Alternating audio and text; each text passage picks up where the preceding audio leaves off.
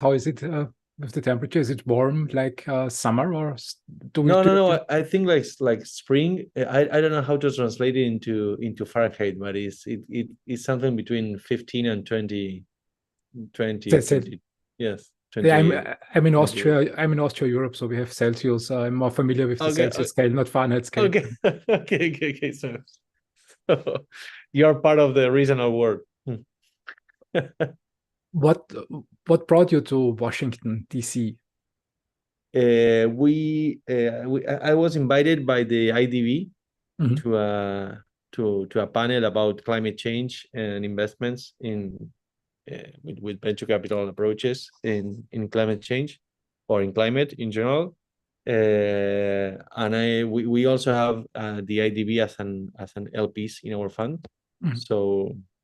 So I took the time also to connect with all the team here in Washington. It was my first time here in DC, so it was a good moment to connect with people from these like multilateral organisms that are close of what we are talking about in terms of development, in terms of investments and that kind of stuff.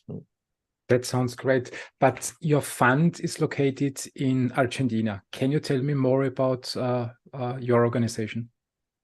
Yes, technically, our fund is located in Canada, but that's just a matter of where is the best jurisdiction for Mm. to place the fund. I am located, and part of the team is located in Argentina, not only in Buenos Aires but also in Rosario. But we also have a team, a partner in Barcelona, and we have part of the team is in Brazil, and we have a person in Mexico. So we're from Argentina. We're born in Argentina, but we are operating in all the region. mm. And we are expanding to the region. The idea is to grow mostly in Brazil and Mexico in next years. What is the vision of your organization? The vision is that we need to transform the way on how we produce, and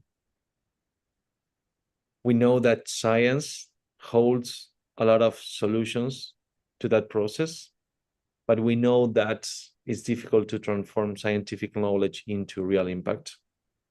So we are focused, and we are like very confident that we can do that job in Latin America.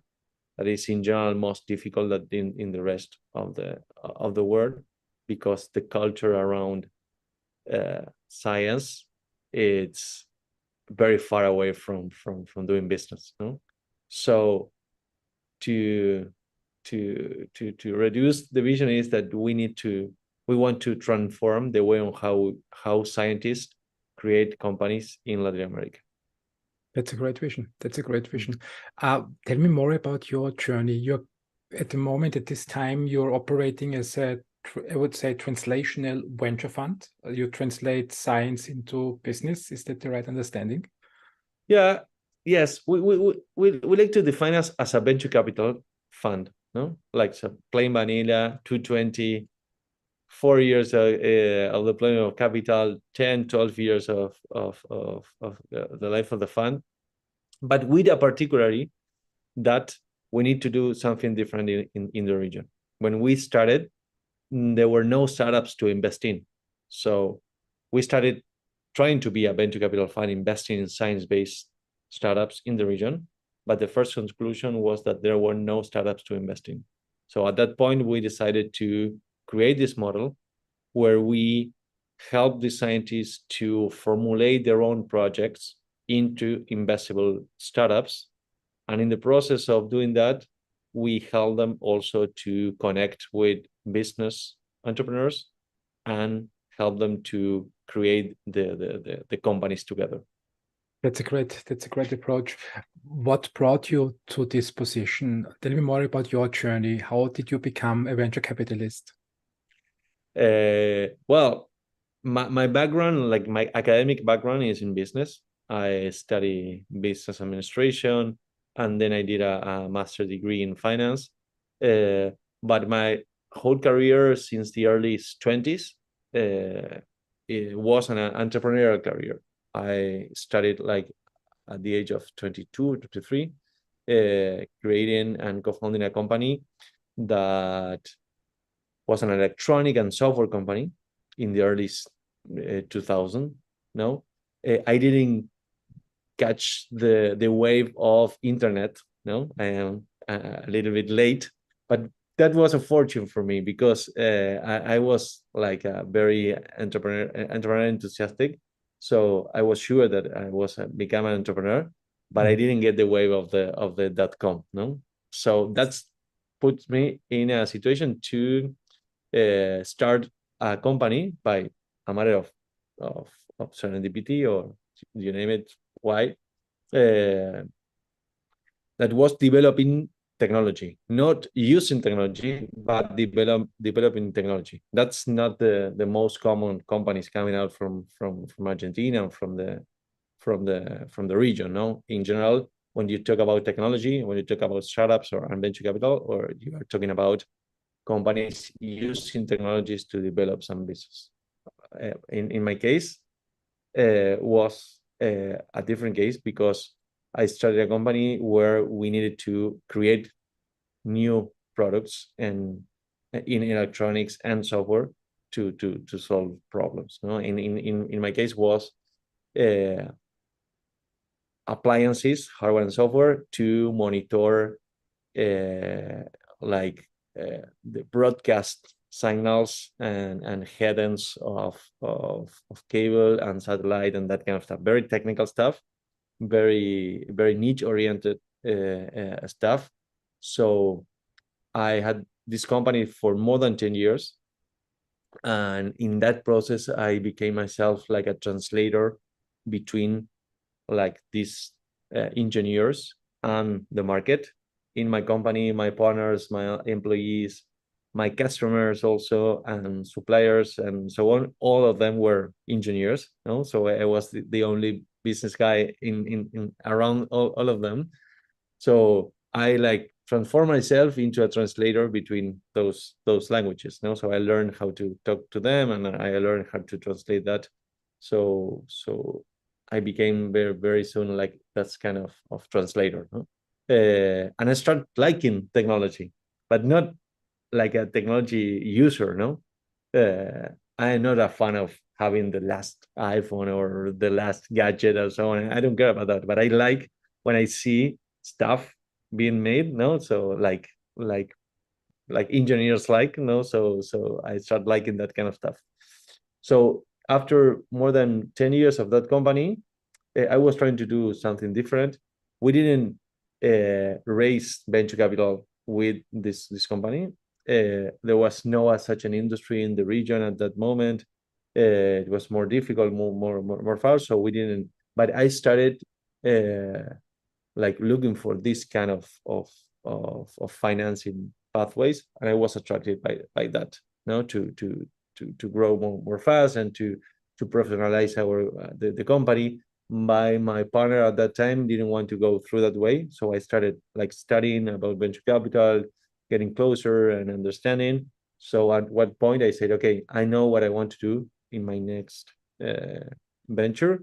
I want to invest in projects, but not in any in like not in internet, because I didn't have that experience, and there was a huge opportunity in the region because there were no investors investing in deep tech in general. Even didn't exist that name at that point. Now deep tech.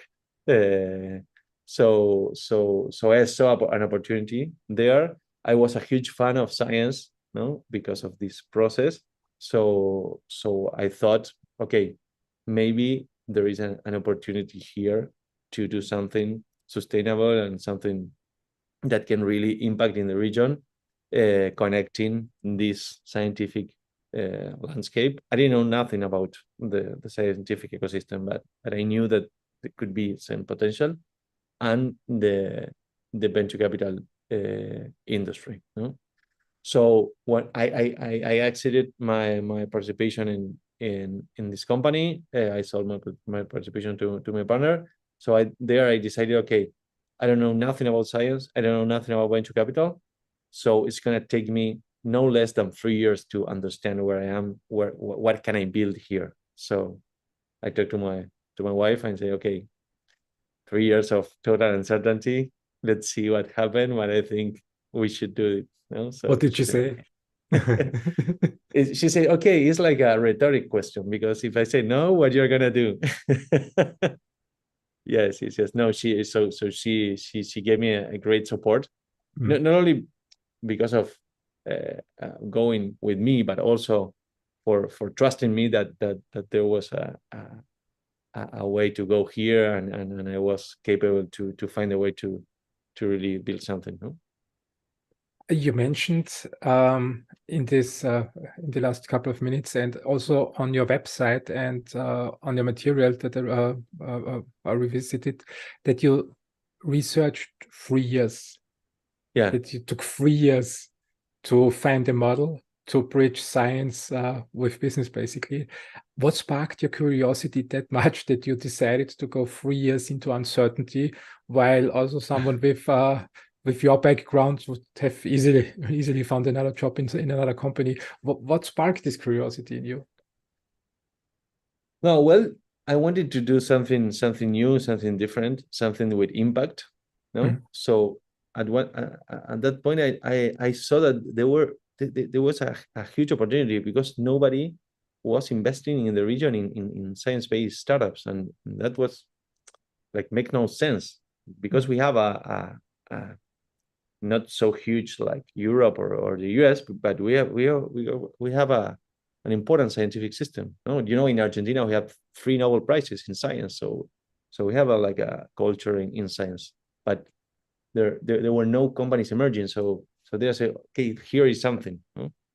And why 3 years? Because I make the math. I say, okay, this is what I can invest. The constraints were the limits. No, so I decided, okay, I'm gonna need time. No, I'm gonna need time first to understand how this business works, and how this business can be applied in this specific sector. So the first year, I didn't thought that it was gonna take me 3 years, no, but I thought that maybe I could do it in less, but I consider that I should keep like 3 years of margin to do this, no. So the first year was studying. So it was a very particular year, because in general we work with a demand, no, with a daily demand. You always have a mail coming, you always have a text message coming, you have like your schedule, you have every morning your work is to answer something that somebody is asking to you, no? In general. And that year was amazing, because I cut off all this daily work, and there were no mails getting in, so there were no like phone calls coming in or text messages, so nobody was asking me nothing. So I really went deep into a journey of studying about developing in the region, about the scientific system in the region, about venture capital investing in science-based startups. So this kind of about I was starting about to understand about biotech, no, something like that. So it was like a full year of understanding both the business and the situation of the scientific landscape in the region. No? So at that point, after that first year, I said, okay, there are no startups to invest in the region, so we have to create them. If I want to take this opportunity, we have to work in the process of creating them. And to do that, we need to have a model to create these companies. We also need to have a fund to promise an investment after all the process of that creation. And that's going to be the model. It's going to be a venture capital fund with a company builder model. And that's it, with particularities to adapt that to the region. So what that I went out to start talking with investors. I say, okay, I have this idea. No, these fundamentals. No, was very strong supported. So I need like $5 million to do like a prototype for this. And the people say, okay, I think the idea is great. I think that somebody needs to do this in the region, but you don't have experience doing this, you don't have track record doing this, why you are going to be the right person to do this?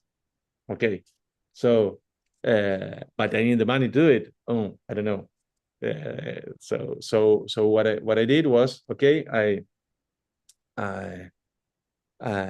I stopped the process of fundraising, and I said, okay, I'm gonna start trying to do this company builder process myself, going through the scientific ecosystem, mainly in Argentina. So I start traveling all around Argentina. Argentina is a very big country, so it could take like a 2 or 3 hours plane to the north from Buenos Aires and 2 or 3 hours plane to the south to Patagonia. So I started doing all the trips.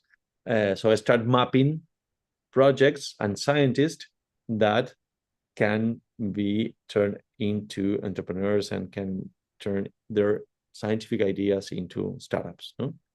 And from there, I mapped like some hundreds of projects, and I started working with 4 or 5 projects myself as the entrepreneurial side. No?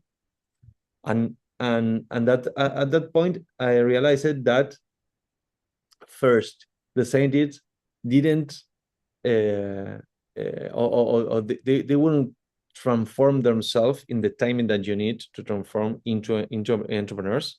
Maybe they jump out from the academia, but they wouldn't be the right interface between the company and the world, investors and clients and whatever. So I saw that the necessity of somebody like me was very high in those projects. No, but I also realized that I wanted to create many of these companies. So at that point, I said, okay, to this model, we need to add something. It's not only about helping them, but also trying to build the founding teams with like candidates, business profiles like me that wants to join like in a full life project into these science-based startups, and they are not afraid of understanding science. They're not afraid of becoming this kind of like nerd trying to, or wannabe nerd, no? So in the opposite way, like a business guy or an entrepreneur trying to become a nerd, understanding the science. And so at that time, I add that to the model. So we need to connect scientists with entrepreneurs because it's need to be done. Because a scientist is gonna take like 3 or 4 years to transit the learning curve of understanding the language, the codes, the aesthetics, and the way on how you have to move in this entrepreneurial in a venture capital landscape. So that's what's the second year. So having like 4 or 5 projects, and I also started working with some entrepreneurs, trying to convince them that here was a huge opportunity. And in 2016, I came back to investors, but there I took a decision that say, okay, I think this is not yet so clear. So instead of asking for a fund of $5 million to do this prototype, I'm going to ask a fund of $1 million to do this prototype. So in 2016, I started a conversation with Hugo Sigman, that is a very important businessman in Argentina, but he have companies all around the world. He's based in Spain, mainly in the pharmaceutical industry, but doing a lot of businesses. So I present him the idea like in the middle of 2016, and he told me, okay, I'm okay, I like this, I'm gonna present you another investor, so we can join that first $1 million to start this process. So in 2017, after all the paperwork and so on, we launched this first fund, like a pre-prototype that was too less money to have management fees and so on. So we had something, but too less, and to build a team. But at that point, I joined. I joined or a scientist joined the team, Maria, that is today is a partner at GRIDX. I needed a scientist in the team to help me to do all this process of understanding this science. So in 2017, Maria and I like run all the stuff to invest in these first 5 startups that we invested. And at that point, I said, okay, if this worked, then I come back with a more strong proposal.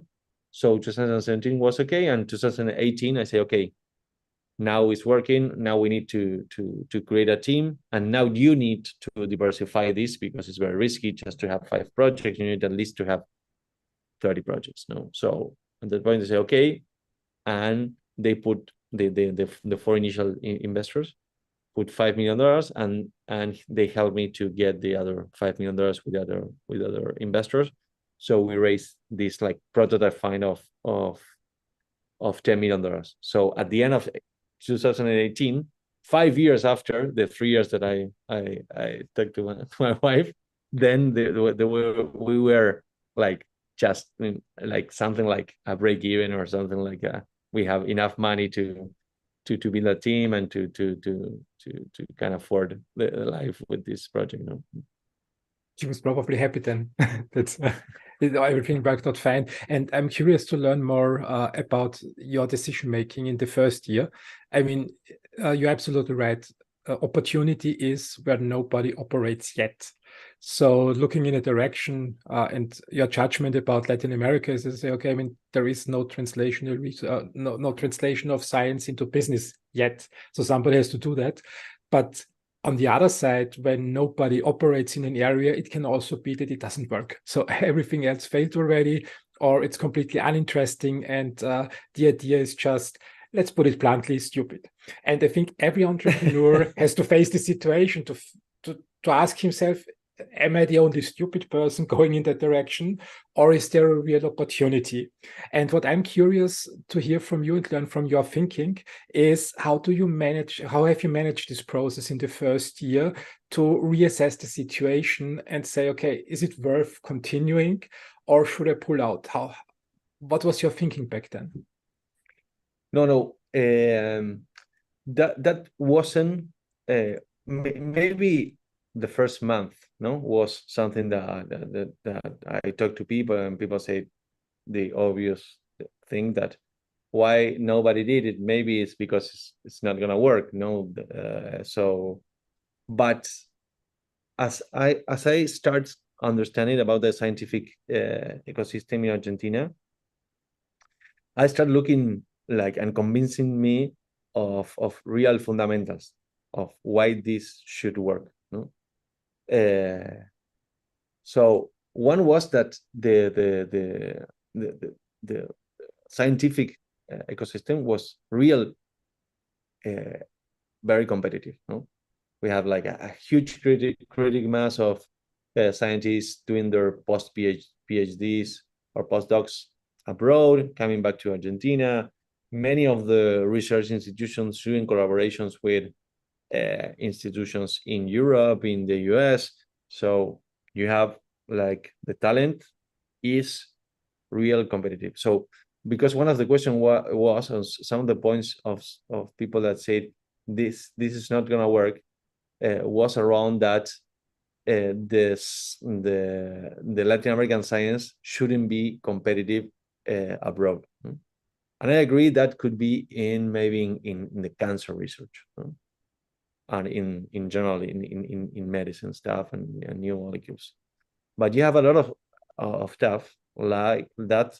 You have like a very niche oriented things that you have like a maybe Brazilian, Mexican, Argentinian research in a very small conversation of maybe 10, 20, 50 scientists around the world. No? So they're in a top-notch position discussing that science, and that gave me the confidence that like the raw material talent, scientific talent, was gonna be competitive. So I was really really convinced about that. I didn't have really doubts about, never, no, and I now like totally convinced that that is true, no.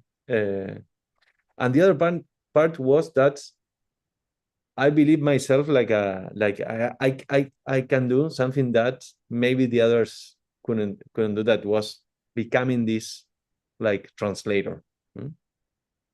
And also that I was like a business guy, like also worry about things to that is sometimes not directly related to like profit or only profit or just win money and so on. So I consider myself like somebody that can really talk in a different way with the scientists. No, that was like something that I believe, I don't know why, but that's okay. So people is telling me that this is not gonna work because of two, and I see two things. No, that why it's gonna work, and why we can do something different that was doing in the past. One was that there was no truth that the scientists shouldn't be competitive.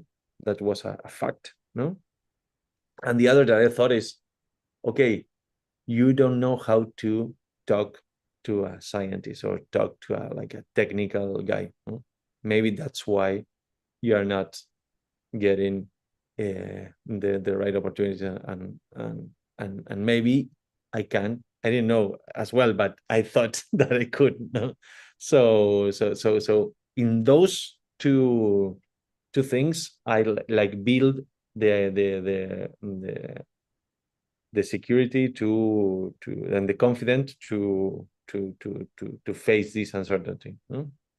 And it was very clear for me that here was an opportunity. It was just a matter of execution, no? And it's still being a matter of execution, no? We didn't cross the river yet, no? We are still doing a lot of stuff, and we have to show a lot of stuff, no? But I think it's a matter of execution, just about that. Yeah, I totally agree. I mean, it's biotech, generally speaking, is a nice space, and the majority of my audience of the podcast is also from the biotech space, but more Europe and the United States. And I'm very happy to have you on the show, shining more light on Latin America, especially on Argentina, beautiful country. And the challenges, I mean, we operated in a similar field. We operate in a similar field, and the challenges I faced in Europe in these early stages is, in my opinion, for me, quite simple. On one hand, venture capitalists usually enjoy having a built team already executing, de-risked with, when we talk about cancer research, ideally with something late preclinics, a clinical candidate, hope maybe, and then they are happy to invest. The spin-outs from universities are nothing like that. As you said, it's usually a scientist, and then you have to negotiate a deal with the university, which can also be tricky. It's the second problem. On one hand, venture capital is very late. There is a gap in between in funding. Then you have these tech transfer offices that have different ideas. And I would like to explore and hear your opinion on this tech transfer phase. In Europe, I saw many different terms, demand from tech transfer, from 90% equity in the company down to like CERN in Europe does, 2% out licensing fee when the company creates revenues. So it's pretty much very late. What's your opinion on this tech transfer? Which model do you favor in your work? I think it also depends a lot on the maturity of the tech transfer offices, no? So when you have like a very mature tech transfer office, you can deal with more margins, no? But I think the starting point for a conversation should be that the technical project is different than the creation of a company project, no? There are like different projects, no? One project is to create some technology. Somebody have the knowledge to create that, and the compensation for that kind of project is related to what you can sell of that technology. So the project of creating a company is a live project that the compensation of that project is to have equity that have a valuation, a growing valuation of, and you can have these opportunities to capture value in this process of growing valuation of this company. So I think the starting point is to clarify that, no? What you are giving to the scientific or the technical project, or what you are giving to the project to create a company. That is very different, no? So in that way, I think that scientists should jump out from the institutions, have to become entrepreneurs, have to have ownership in the companies, have to change the live project into creating a company, and from that platform they have to license the technology from the universities that really owns that technology, huh? And if this technology is successful, I think that the company have to pay royalties for that for that technologies. And is it an easy process to negotiate in Latin America, or are there also some challenges, and how much time does it take? No, it's it's we are just starting on this, no? Because as in a historical perspective, Latin America never have like a real professional process of connecting the scientific landscape with the private sector. Why? Because multinational companies doesn't do R&D in the region, and companies with national capitals, they didn't do it as well, because as they can be followers of the trends of the world, they don't need sometimes to do R&D. So for scientists, historically, they were always disconnected to the private sector, no? In general. Of course, there are exceptions, no? But in general, the culture is that you have today in the region 300,000 researchers, and if you have to find success cases of how to translate that into business, we have like a few cases, no? So there's not like a tradition, no, in that. So it's really starting, and you have in that process of starting, sometimes maybe it's that they don't care about, no, in general. You have the tech transfer offices, more like a matter of formality, you know, and so on. They try to do something, but in general, the scientific system, they don't care about, no, they are not, because it's not their role, it's not their mission. But as this is growing and this is happening, you know, because this is starting and speeding up, the first reaction of the scientific institutions is more like defending, no, strategy. Say, okay, we didn't care about this, and now this is happening, and why somebody from outside is coming and taking value of what we created, no? So there we are trying to explain, okay, if you have like a huge and potent library of IP, we are going to be very interested in that. In general, they don't. What they have is like the scientists and the knowledge and the capabilities from the scientists that can build the IP, but they don't have like a potent library of IP, knowing who could care about that kind of IPs. They don't have that. No, there's no like a huge library of IP in the region. No?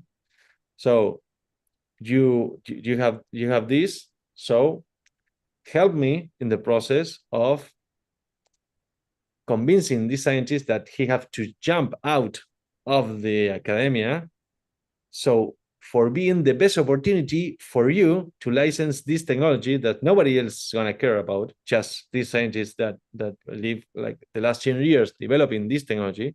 So help me to in the process of these scientists to come out, because that is gonna be the best opportunity for you to take some advantage of this technology. Because if not, nobody's gonna care, because you don't have a professional in the university selling this IP to somebody and making all the journey that you need to do to properly well sell this kind of technologies to different companies. No, so it's a little bit messy, the conversation right now, because they were not taking care of that, but and somehow it's happening, and say, okay, what do we have to do here? No, we have to be defensive, or we have to help these guys, but they are the capitalisms, they are trying to steal our knowledge from the university. So sometimes we have to work very in a sensitive way, not to look like a threat, but to look like for like an opportunity, no? And that is not so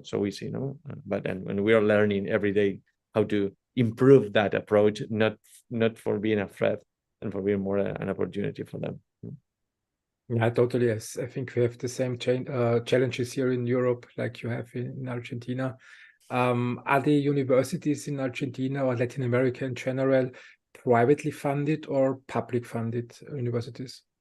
No, most of the universities or institutions, no, where you have researchers are publicly funded.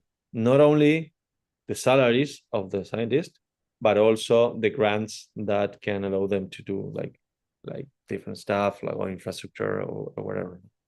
So almost all the science is funded by the public sector.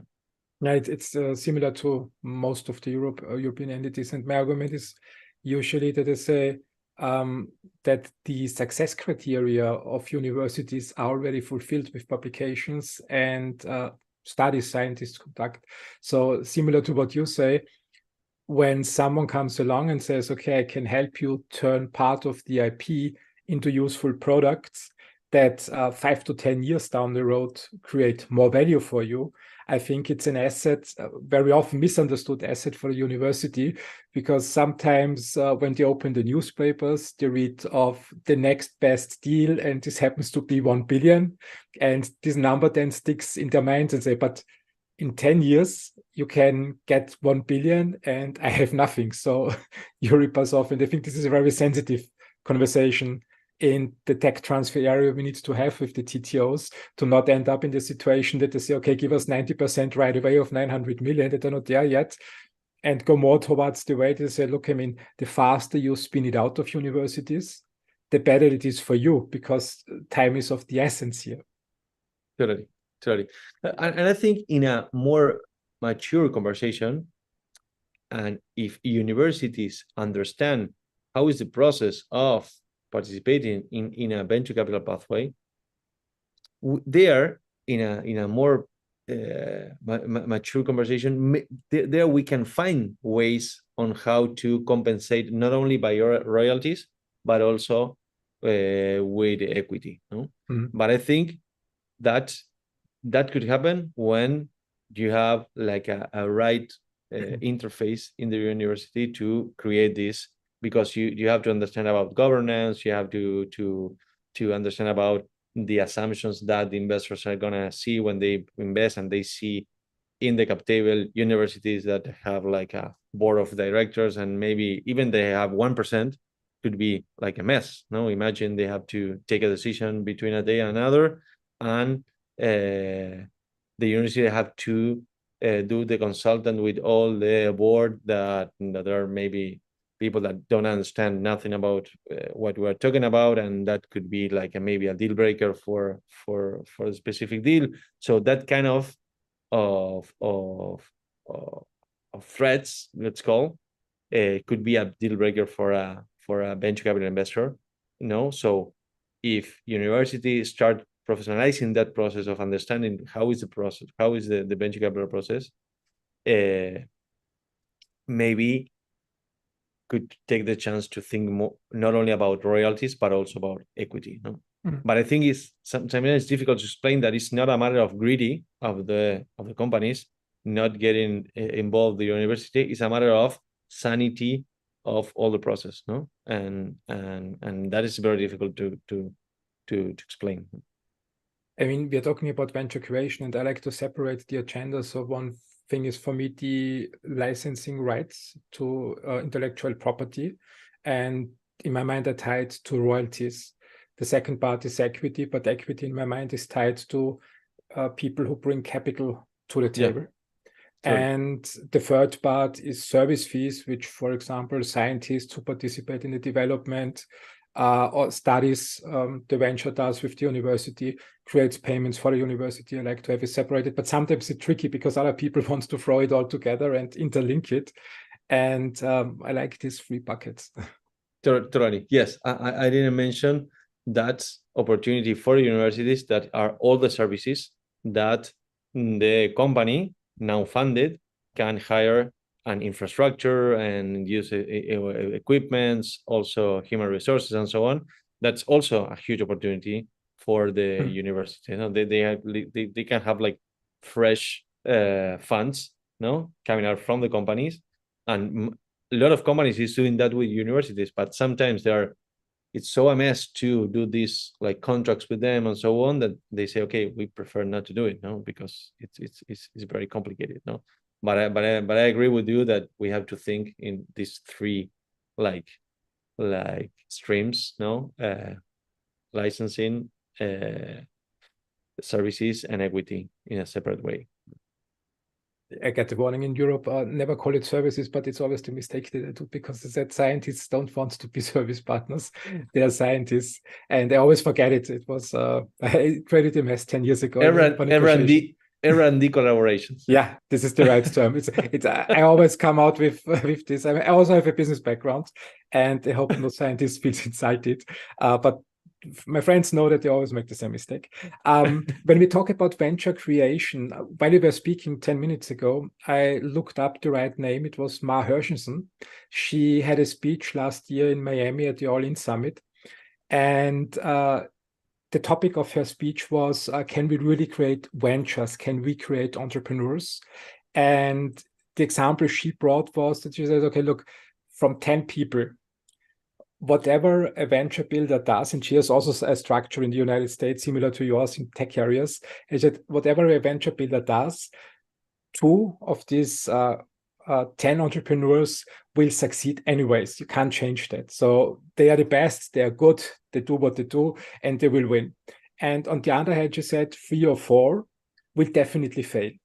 And whatever a venture builder does, nothing will come out of it for whatever reason. And the question she raised, she said, and the big question is, can we make a difference with the almost 4 to 5 others in the middle that are not yet at the top, but they are too good to fail? Can we make a difference? And since you are running a venture builder basically since 2016, I would like to hear your opinion. What's your experience with these 10 entrepreneurs that you get into on your table, that you decide to work with? How do they develop under your guidance? Great. First is that we can work with people that sometimes they don't consider themselves as entrepreneur. Entrepreneur is not like something that you bring from in your genetics. No, entrepreneur is a matter of action. You are creating a company or we are not creating a company. So if you're in the process of creating a company, you are an entrepreneur, period. No, so I don't think there is like a entrepreneurial soul that you should have to do it. I think that you need to answer one question, because if you analyze an entrepreneurial career, it makes no sense to comparing to like a corporate career or another career. No, for a business guy, makes no sense to become an entrepreneur. No? The only reason to become an entrepreneur is that if you feel that you're gonna regret not doing it. No? It's the only reason that you should consider to jump into an entrepreneurial career. No? So that's the baseline. No, all the 10 entrepreneurs that we are considering, all of them should have that question answered. No, is the right moment for you? Are you regretting if you are not doing this? Yes, I will do. Okay, so you have to take the chance. And from there, in this kind of ventures, we are seeing a lot of that, the middle entrepreneurs, because as the companies are not created in the vision of the entrepreneur, no? It's created trying to execute something that the scientist brings to the table, no? That's non-obvious, super exciting entrepreneurs in the middle. If they are good executors, no, if they are like constant, if they understand, if they are coachables, if they are like straight point and so on, I think that's the like middle range of entrepreneurs could be very valuable as well. We didn't have, or we don't have yet the math of a 10-year period, no, to understand where we are yet in understanding that, no. But what we are seeing is that we are not gonna have like only the outliers. We hope to have the outliers, but it's not gonna be a matter of looking for one company of 1 billion. It's gonna, we think in this kind of companies, it's gonna be like having like more 10 companies of 100 millions rather than a outlier of 1 billion, no? And in that math, maybe you're gonna find like entrepreneurs that are not gonna be like the top tier entrepreneurs, but if they are, they have discipline, they have open to understand and to be helped by investors and all the environment that they build. I think that they can success as well because of the project that they are dealing with, no? Because the science could be so powerful that if you are good managing, maybe they don't need to be like the outlier entrepreneur. I mean, what I'm curious to hear to hear your opinion. The translation from science into business is very tricky because, as you mentioned before, on one hand, you have scientists who are proficient in their art, and usually when scientists found a company, they have something in the working that a handful of people understand in the world. They are specialists. And on the other hand, when I look on the hardcore finance side, you also have specialists who only focus on specific parts of business and finance. How did you experience in your work the complexities and challenges of bringing business, finance people, and scientists together? I think that is one common place for all of them. That is, if you sit on the table people that are really care about impact, and that's the central conversation in the table, and they know that they can't face that or achieve that kind of impact without the other, they have to figure out how to work together, no? Imagine you're in a ship, no, and you have the captain, you have the sailor specialist in the wing or whatever. I don't know nothing about ships, and you have to face the storm, no, and everybody want to stay alive in that process, no. So they're gonna find a way, or they're gonna try to find a way of leading to the storm. So I think impact today is a very important connector for that conversation, because you really have like sincere entrepreneurs that really want to impact, to do something different, no. They understand then that they have to win money in a capitalism system to do it, no, but they really they are doing what they are doing because they want to really transform something. And the scientists naturally are more impact driven, no? So they are thinking how this knowledge that they were working on, and as you mentioned, maybe there are 20-50 people that really knows about this stuff, how this can really impact to somebody else and can really transform something. So I think impact is if we can find that a private conversation between them, then they have to figure out how to manage the differences, no? Because they are in a common project. No? Yeah, that's a great strategy to define an outcome both parties or both sides are passionate about and lead them towards that outcome. Hopefully not in a way like the ship that you say, okay, either this or we end this Or here die. or we are done. Yes. No, but they're constantly facing that in their when they're talking, no? Because if imagine a scientist that is saying, no, I don't understand this guy, no, and why he's doing this, and why he's so different, or why he's saying that this. But if I push so much, thinking that I have the reason, the alternative is that my project is not gonna impact, no. So I have to stop because I know that if I push so much, no, I'm gonna die. And they're not gonna die, no. So the project is gonna die. So the analogy between living and dying is useful for us. We always say to the founding teams, don't die, because you are not in a binary chance of doing a company, but if it didn't work, okay, you're gonna do another company. No, you're putting 10, maybe 20 years of experience in something, so keep it alive.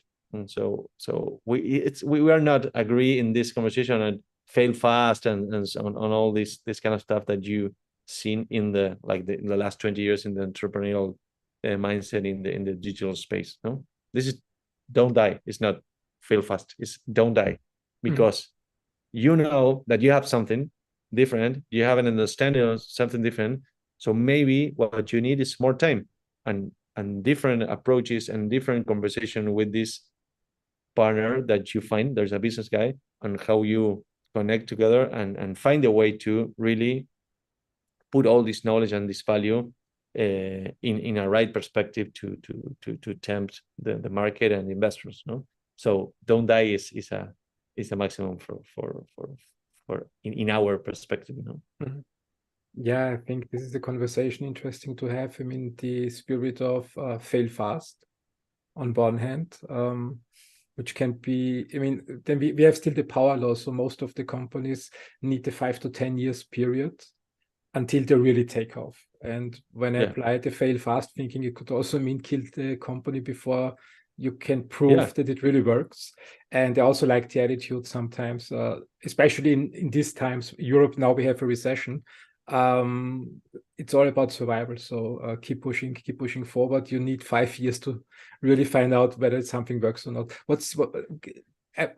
Tell me more about this approach that you brought up, fail fast versus don't die, survive. No, so we think that we need to transform the way on how we produce, no, and in general, because we are gonna have like more and more pressure in terms of changing this means of production, no, and as I mentioned, science holds that knowledge, no. So if you are like an expert in a very specific stuff that really with fundamentals supporting you can really bring something to the conversation of changing the way on how you produce in some stuff, no, I think it's your responsibility to find a way on how to do this, no, and sometimes it's not to just take a chance of becoming an entrepreneur, and if you don't raise your first couple of $1 million, okay, let's go to do another stuff. No, is to really be very like deeply responsible of what you're gonna do to really bring something to the table in terms of how to bring some alternative to on the means of production. No, so I think it's a matter of responsibility. No, so we know that there are fundamentals that can tell you that your enzyme is better than the agrochemical that you are using. No, it's obvious that it is, but it's not so obvious when you have to run this last mile, or to think about how to put that in the market. No, so take this process in the deepest responsible way, because it doesn't change the fundamentals that this new, like, bio fertilizer or whatever is gonna be better than the synthetic fertilizers. That is a fact. No, this is better than this. Maybe it's not a better business, so we have to take this responsibility to make this a better business than the business that is bringing harm to the planet, or to the people. No, so I think it's a matter of, now we know that we have the solutions. No, we have the responsibility to make these solutions a good business, to finally replace the solution. So I think it's a matter of responsibility. Yeah, no, absolutely.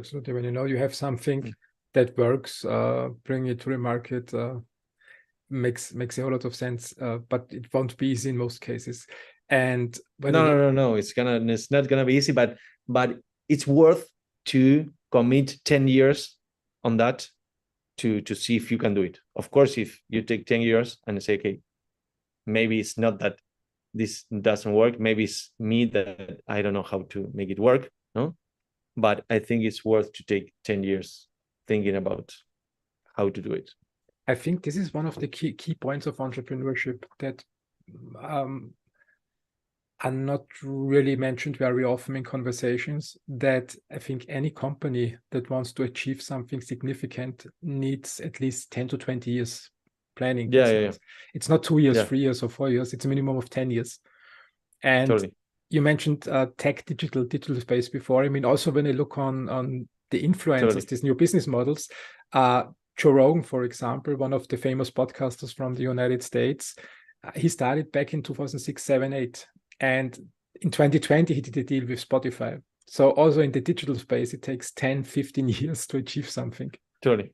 Yes. Because to build stuff, it takes a lot of time. No, so we say this: if you took the decision that you will regret not to do this, then you have to think that it's going to take at least 10 years to see if this can work. No, and it's a trap. Maybe it's a trap, because maybe you're going to spend the first 3 years and say, okay, this looks like maybe it could work. Let's take another 3 years. Okay, this looks like it's going to work, and let's take another 3 years. No, and after that 9 or 10 years again, no, this is not working.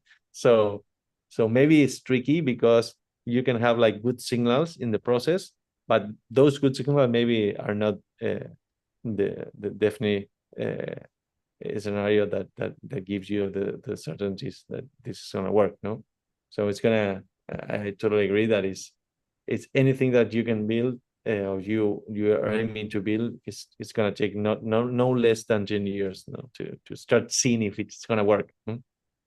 Yeah, and entrepreneurs should have that in mind when they start a company. And I think this question that you bring up is key to success. Would you regret it? I think also Jeff Bezos said something similar in one of the interviews, that he says when he started Amazon, he asked himself, when I'm 80, will I regret not having tried it? And he also said the answer was yes. And I think this is the right motion to start a company then. And when I look at Europe, at scientific companies, we have one significant challenge.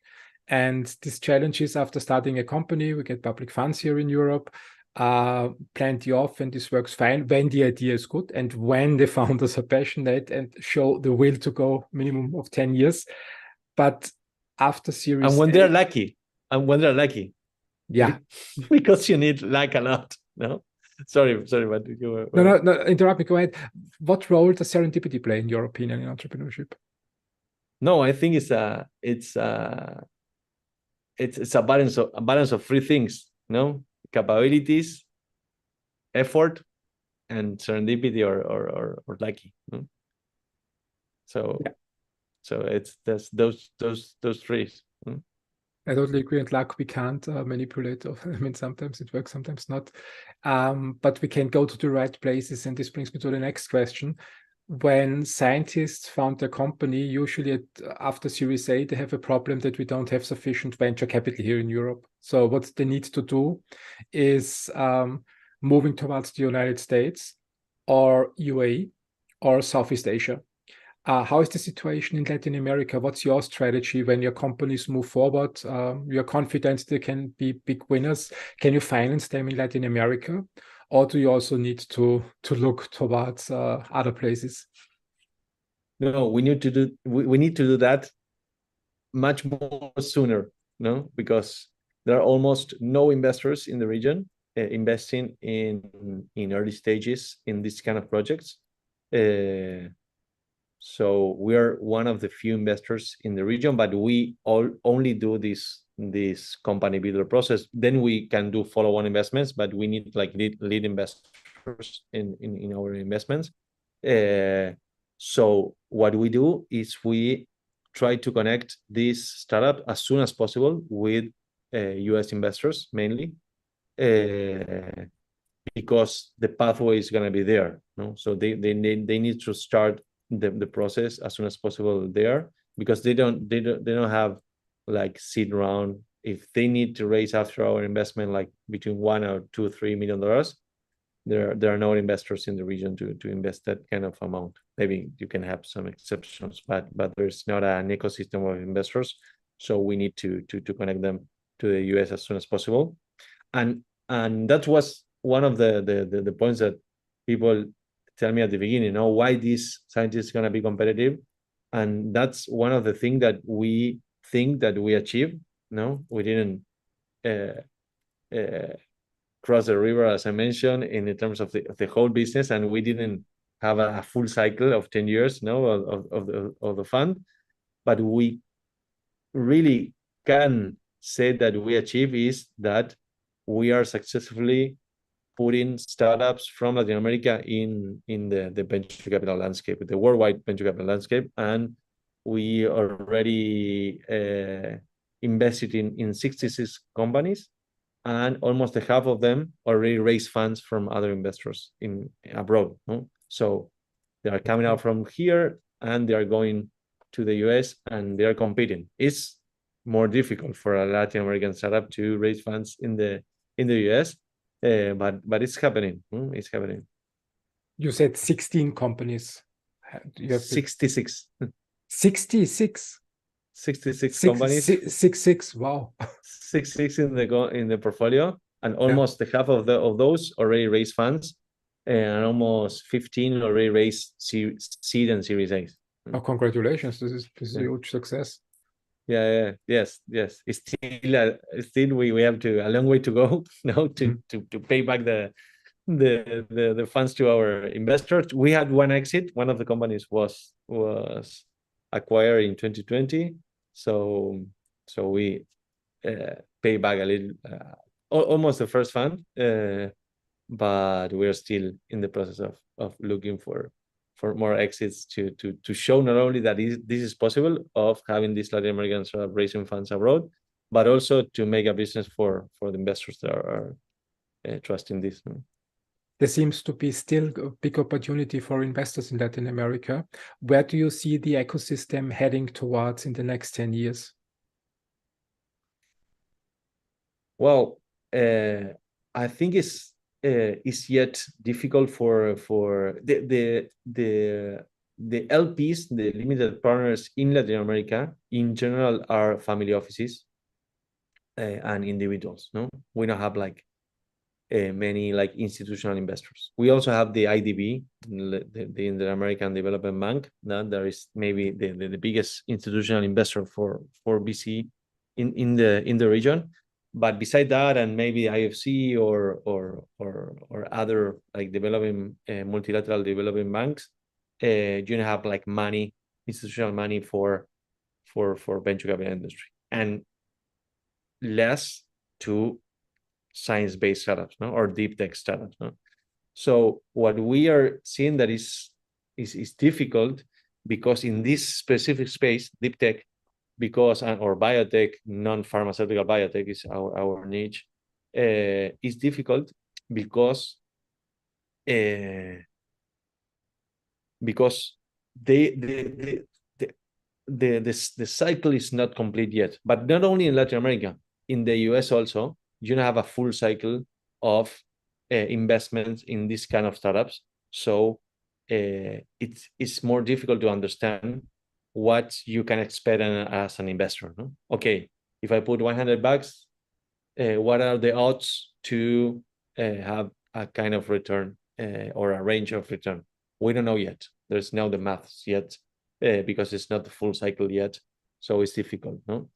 So I think that in the next 5 years, I don't know about the next 10 years, but what we can see is more like investors from abroad, no, from Europe, the US, coming to Latin America, understanding the business that they are seeing in the US, and being the LPs of this kind of funds in the region.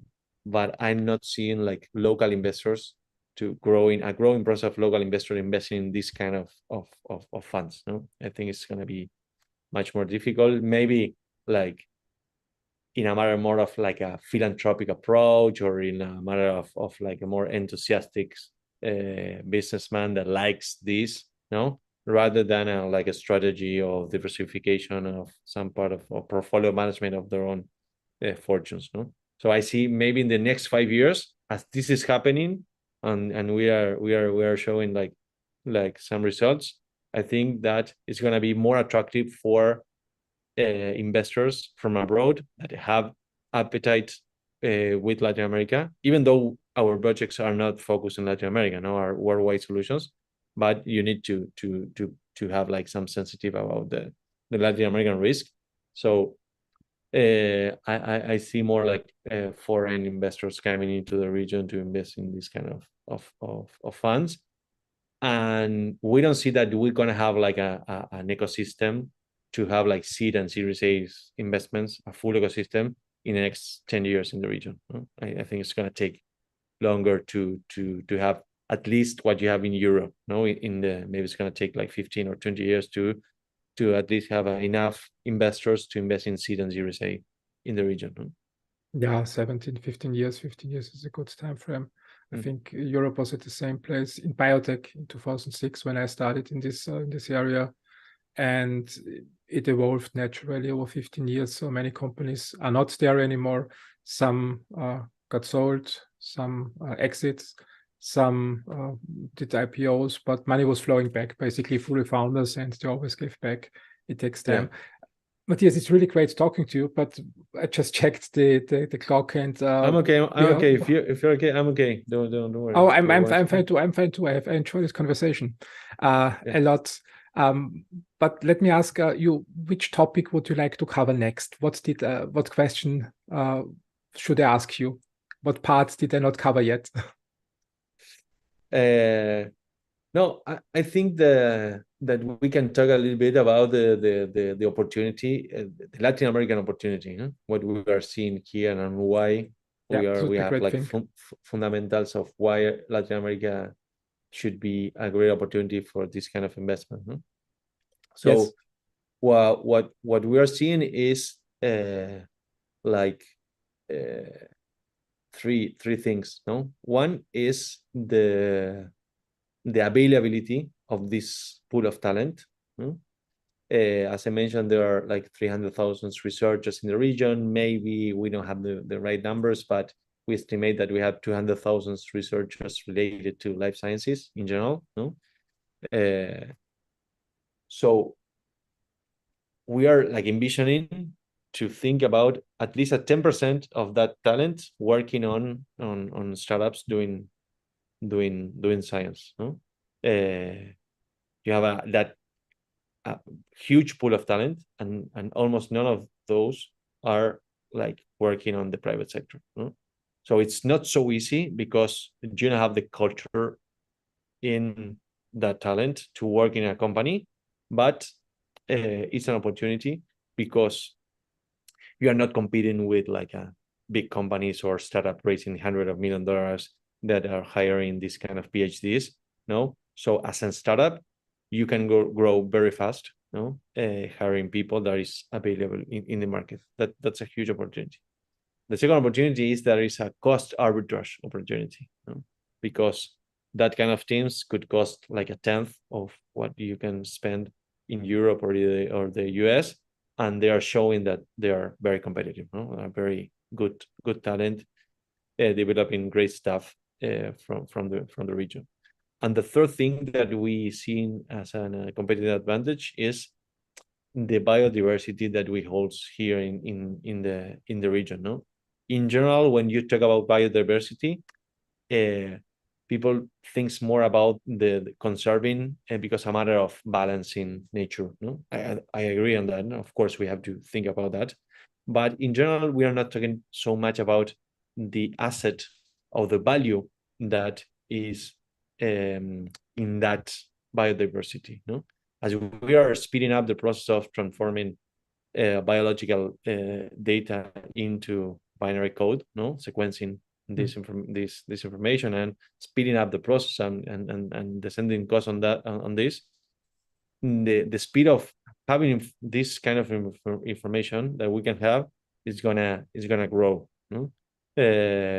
So as we have the more biodiverse region in the world, the amount of data that we can have there could be a real asset, no, for the region.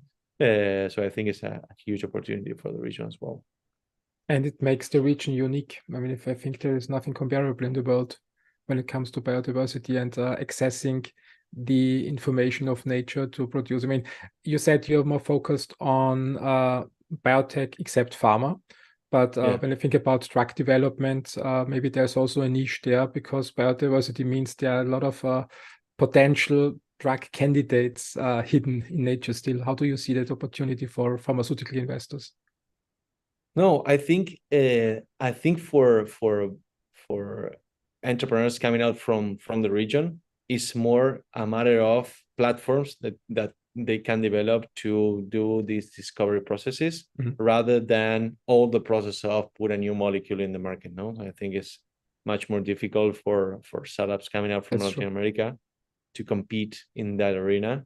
No, is very difficult, and we have a lot of opportunities in this kind of technological platforms, in the agriculture, in food, in biomaterials, in the industrial biotech, and so on, rather than go through a molecule. We sometimes discuss with scientists in the region because they say, okay, look, we discovered this in biodiversity, and this could be, we can cure cancer, whatever, no, with this new molecule.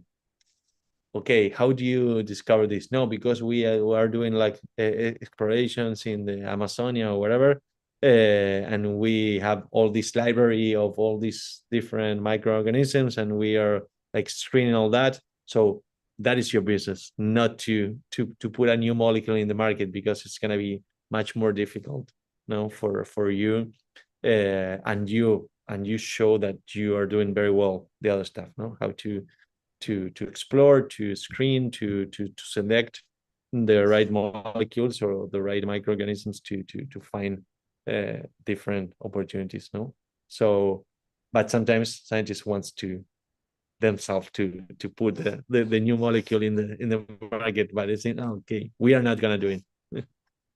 I know it's very attractive to the idea of finding the cure to significant disease. But the failure rate, I think, is still 99.9% of molecules don't hit the market. And drug development is a science by itself, so clinical drug development especially. And this is, I think, very interesting for scientific companies. I mean, you can easily take IP and scientists and put it in a corporate shell. But once they complete the preclinical work, they enter a completely different game. This is nothing to do with basic research. This has nothing to do with translational research or drug discovery. It's completely different skill set needed and in a scale. Totally. Yeah. And it's very difficult to jump in that conversation coming out from Latin America. Sometimes it's difficult coming out from a university in the center of the United States. No, it's difficult for them also to be competitive in Boston or with Berkeley or whatever. No, you mentioned the Ivy League universities. No, so we decided not to do that kind of stuff because it's very difficult, and sometimes we have like companies doing, and they accept to transform what they are doing more into a platform rather than into a pipeline of new molecules. No? Yeah, I totally agree. The first company that I worked with was a spin-out from Novartis. It was a department of Rutger Novak, who later created then CRISPR Therapeutics with Emmanuel Charpentier in Switzerland, then moved the company naturally to Boston to list it on the Nasdaq, and it's like Intelia. So Emmanuel Charpentier and Jennifer Doudna got the Nobel Prize. But from what I hear from you, I mean, you have this platform technologies, you have biodiversity, so there seems to be a huge opportunity the other way around. Drug developers from Europe and the United States could hook up with your scientists and take their innovation from their platforms and select some that qualify for developing novel therapeutics, and maybe there's an area for collaboration. How do you see that possibility? No, that's a huge opportunity. No, there are not like the bridges to do that, and the connections to that are not built. No, but the opportunity is there. No, sometimes it's difficult from the raw opportunity to a clear opportunity to build the right connections to make it happen. It's not so easy, but it's clear a good opportunity. I think the opportunity is more for like Latin American startups to develop their stuff, and from Latin America they have to go to Europe or US and show that they are an opportunity. We are seeing the opportunity more there rather than okay, the European or the US scientists coming out to Latin America and see what happened. We're seeing more in the opposite way. If you find a way of selling that you have a company that can raise funds and that can be an opportunity for this, like pharma industry or whatever, then that's the right way to do it. No? To show you that you have a company, that you have a platform, that you have science behind that can be strong. That's the way to attract this. That's the way we are doing it. No. Yeah, I had a team from Latin America, biotech, on I think 1.5 years ago on my podcast, who did exactly what you described. They started in Latin America and then moved the thing to the Netherlands and started traveling Europe to find collaboration partners, and it seems to work fine. So it's a great strategy. Okay, great. I didn't know them. It's good to know who they are. Yeah, I'm gonna check it in your. Yeah, I send you the link afterward. Great. When investors get interested to connect with scientists in Latin America, what would you advise to them? How should they do it? No, I think the point is that the Latin American project should show themselves like a scientist that knows something specific and they know how to put in the market. No? After all that process, if the investor discovered that they are coming out from Latin America, maybe he can start thinking about why he's investing in Latin America. But I think that what this kind of startups have to show is that they are bringing something that is truly competitive, no, and that it's possible to make something different, no, and the investors really need to rely on somebody else, no. It's very difficult for them to rely only on the promises from the entrepreneurs, no. So that's why we are trying to do, no? For example, we are doing that kind of work with IndieBio in San Francisco, New York. I don't know if you know that they're a huge accelerator in biotech, and they already invested in 11 companies from our portfolio, no? And at the beginning was why this is coming out from Argentina, from Latin America, and now they use us as an interface to understand what is coming out from Latin America. Of course, then they have to see the projects as they see any project. No, they have to believe in what they're doing. They have to believe in the science and so on. But you need to put it in equal conditions to any other university that they know and they rely on, no, to start the conversation. So I think that we are trying to do that. No, so okay, as you know that they are coming out from GRIDX, no, now you can understand this startup as any startup coming out from any university from the world, because you know that they are going to be serious scientists, they're going to be doing serious stuff, that they are going to have a true commitment with what they're doing. They have a good process of how they license these technologies and so on.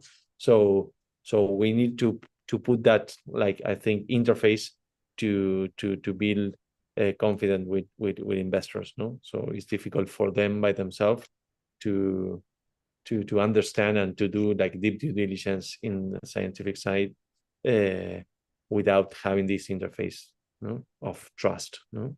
Mm-hmm. Yeah, I think this is a great approach to connect with you and build it from there. So what you built with IndieBio basically makes a whole lot of sense when you already have a footprint in the region.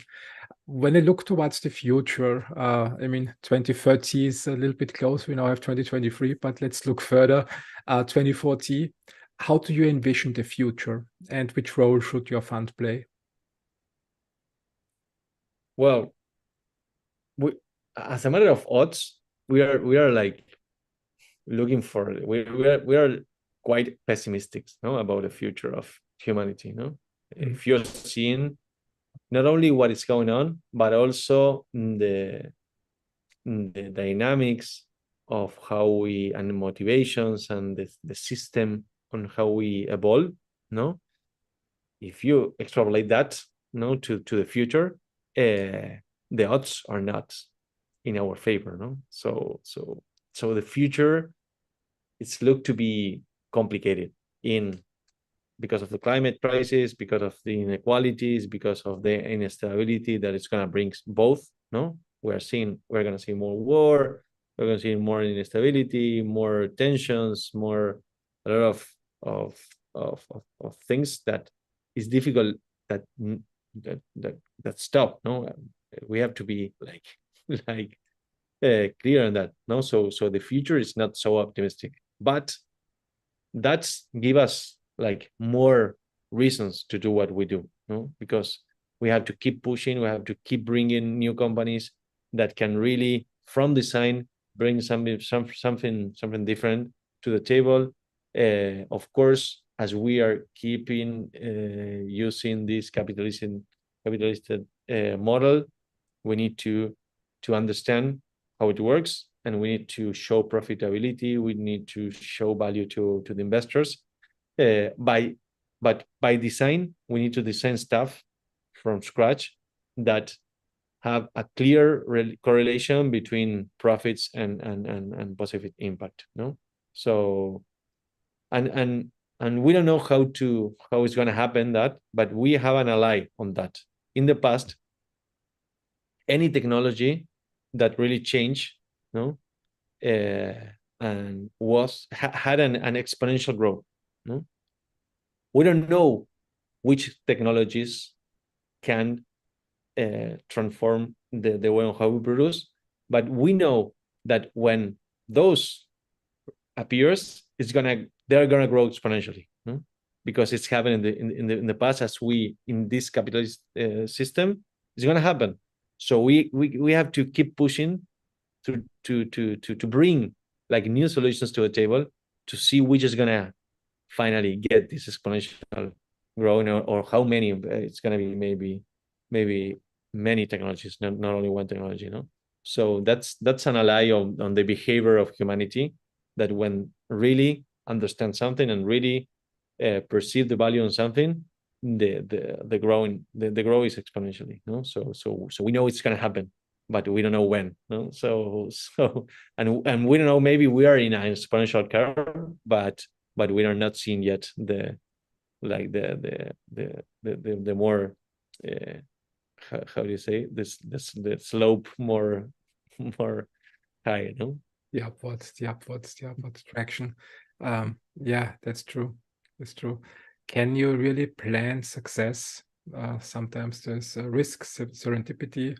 And when you look at the technology, do you think venture capitalists can see which one are the winners, or is it just a matter of diversification? Did they say, okay, I mean, I know one of these 10 companies will succeed, but I cannot tell which. How do you see that? No. I think it's impossible to know who is going to be the winner. It's impossible. It's impossible.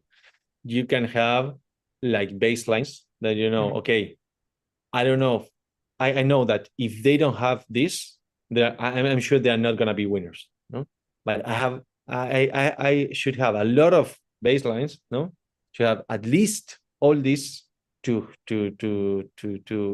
think that maybe from all this we can find a winner. No, so I think that's the work to done, and I think the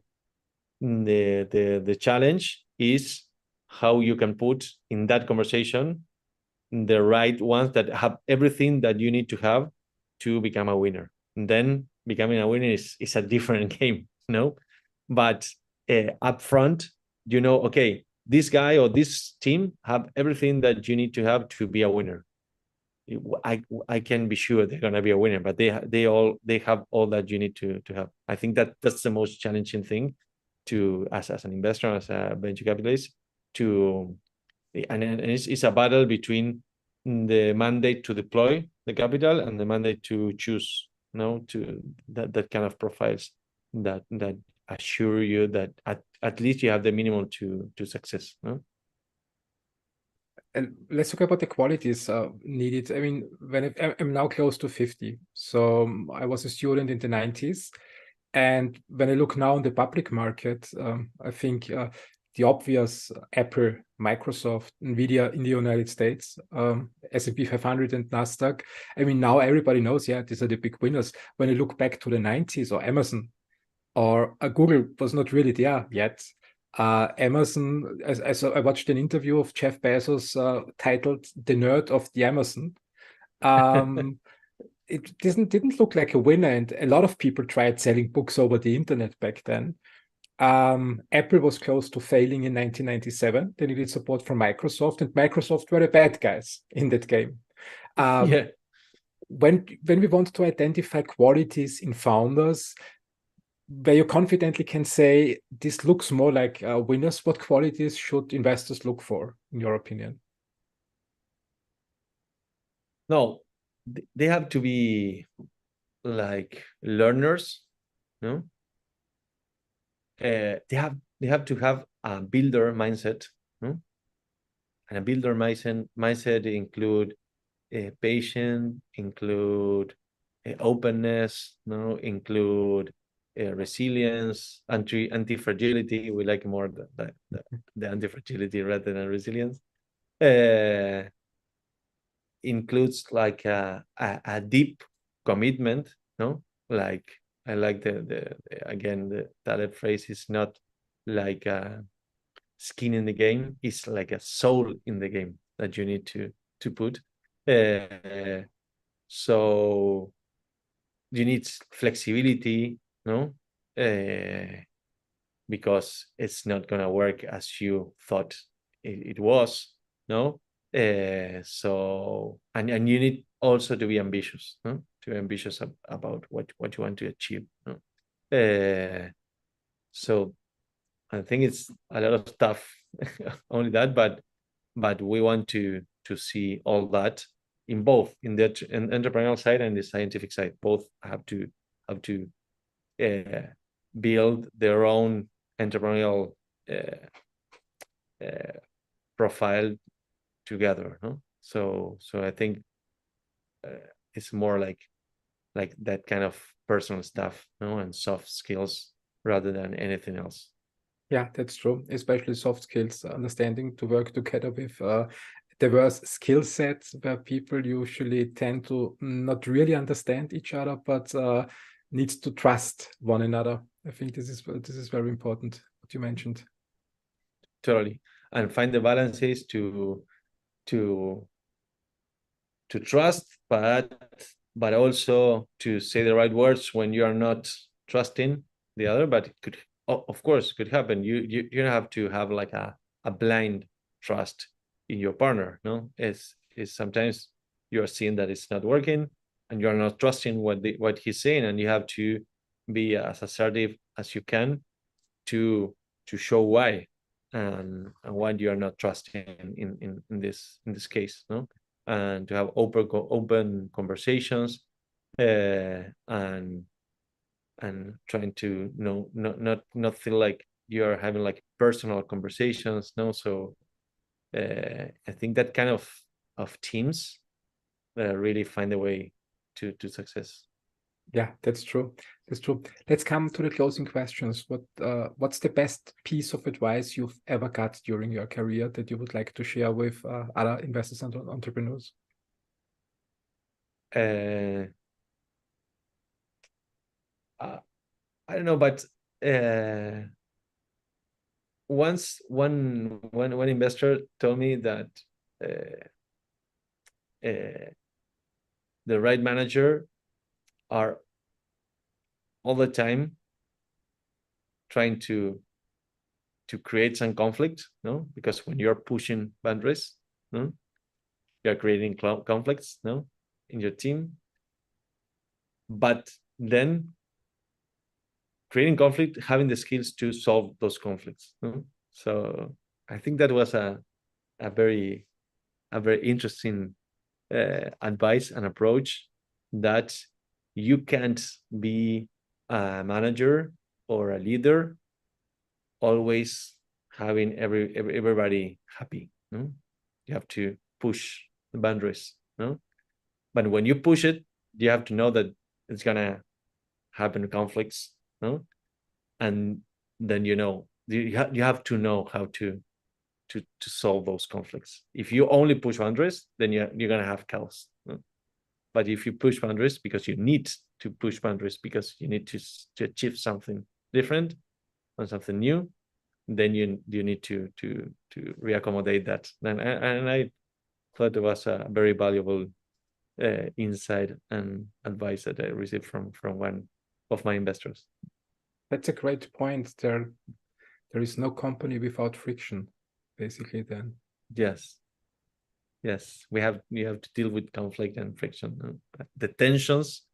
Mm-hmm. You have to deal with those kind of tensions. You have to know how to deal with tensions, and mostly when in our case that we are putting together like these business languages with scientific languages, if you don't know how to deal with that kind of tensions, if you're not tensioning so much, you're not making nothing new. So you need to create the tension.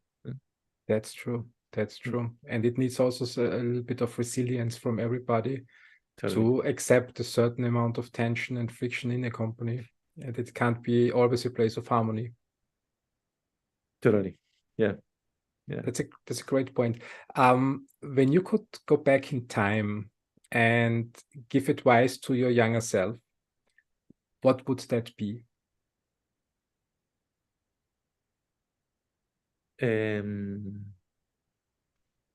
I think it could be keep pushing.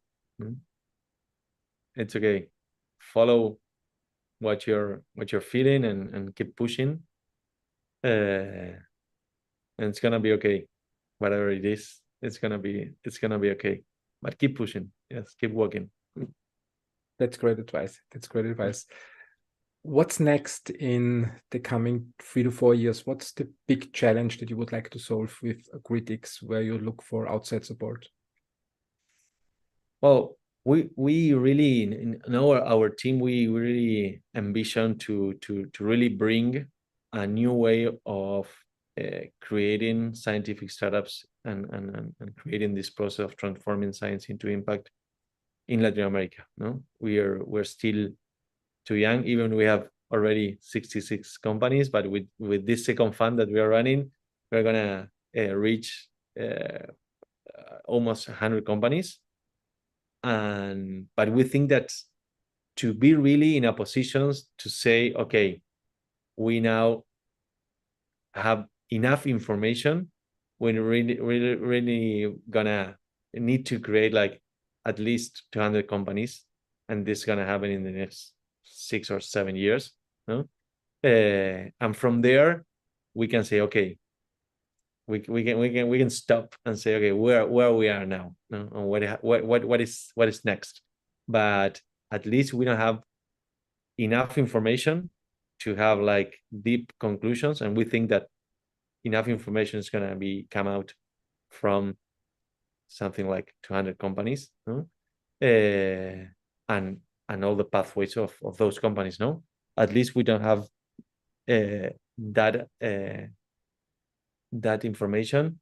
We can think in the next step, no? So on what do we have to do. So we are very focused right now on deploying this second fund and pushing these companies to connect to worldwide investors, to think about our next fund that's going to be in 2-3 years, and to reach that amount of companies, because we think there we're going to have like enough information to see if we are doing or not something right, no? In the middle, we constantly iterate and consider the past year to things about improvements, no? But to make like a real balance, we think that we have to face that, and that's our main objective for the next years, to reach that kind of companies, because a matter of the information that we can have there.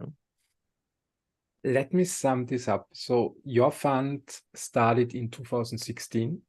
No, yes, in 17. 17, and 2016 was the first year of exploration. 2017, we have now 2023. It's 6 years, so basically you create 10 to 12 companies per year in average. Yeah. Wow. Yes. That's Yes, impressive. That's impressive. In the process, and we are not only in Argentina, we are in Mexico, Brazil, Uruguay, Chile, Colombia, and Costa Rica. We have companies from those. We have a small team in Brazil with two persons. We have one person in Mexico, and our idea is to grow and to have like more territorial presence mostly in Mexico and in Brazil. And we think that instead of creating 10 to 12 companies per year, we can create between 20 and 20 something per year if we have more presence in the countries, no? So we envision that to reach that amount of 200 companies in the next 6 or 7 years. And the next closing of your next fund is in 2 to 3 years down the road, basically. Yes, in 2025 we're going to start the fundraising process for the third fund, that we hope to start deploying it in 2026. So basically any institutional investor, family office interested in diversifying their assets and thinking about also having a footprint in Latin America can reach out to you in the next 2 to 3 years to start exploring whether there is potential for collaboration. Yes, totally. We are constantly doing fundraising. No, a venture capitalist is always it never ends. Never ends. No, never ends. So whenever they want to reach out, we are gonna be very, very happy to answer any question they have and start a conversation with all of them. What's the best way to connect with you? So sometimes LinkedIn is the best way. No, you can assure there that the contact is gonna be. I'm gonna read the contact, but we have a huge presence in social networks, in Twitter, in Instagram, no. So we are open. But myself, I think the best way is it could be LinkedIn, no, with my profile, or Twitter, that is M Peire. It's like my surname, my user in Twitter. So I think both are easy ways to contact. Great. I will put it in the description of the podcast and later. Right, thank you. Do you have any final thoughts or messages you'd like to leave to the audience before we end the conversation? I think that we faced the last 20 years like a huge revolution in the digitization space. No, today the biggest companies in the world are those. No, we digitize the world. We have a lot of stuff to do in that. No, there's many stuff to digitize. But I think that we need to think about the next 20 years. With this opportunity of transforming the means of production, no? And for that we need to bring a new generation of startups, a new generation of investors. It's not gonna be the same. It's not gonna be even the same business as it was with the digitization of the world for the last 20 years. I think we have to be open to discuss new venture capital models, new approaches, new understanding of which kind of companies we are funding. But we really need to think on this as a huge opportunity. Matias, thank you very much for this conversation. I enjoyed a lot learning more about the challenges in Latin America. I wish you all the best for the future and let's stay connected. Yes, thank you very much, Christian, and for your audience. And thanks for showing this. Thank you for your time and have a safe trip home. Bye-bye.